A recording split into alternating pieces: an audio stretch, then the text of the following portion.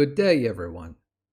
Following Donald Trump's failed assassination attempt, it is good to learn one idiomatic expression.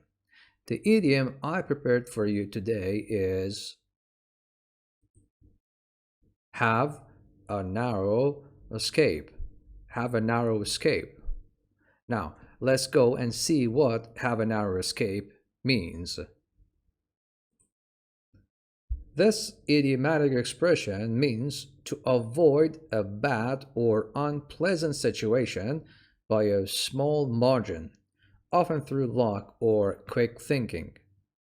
It can also imply that the person was very close to being in a difficult or dangerous situation, but managed to get out of it just in time.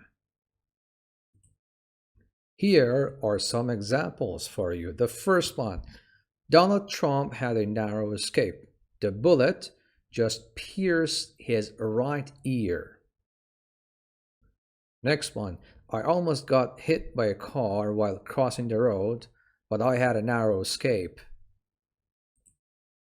And the last one here, the pilot had a narrow escape when the engine failed just before landing. Now that we have worked on the idiom have a narrow escape, it is good to learn a new vocabulary item, dodge. Dodge. This word is also related to that idiom we just learned, have a narrow escape. Now let's see what dodge means. The first meaning of dodge is to avoid being hit by something by moving quickly to one side. For example, Donald Trump dodged a bullet during his speech in Butler, Pennsylvania. She dodged to avoid the car. The second meaning of dodge is to avoid something unpleasant. The minister dodged questions about his relationship with the reporter, means managed not to answer the questions, did not want to answer the questions. Now let's have a recap. The idiom have a narrow escape. This idiom is often used to describe situations where someone has avoided harm or danger by a small margin, often through good fortune or quick reflexes.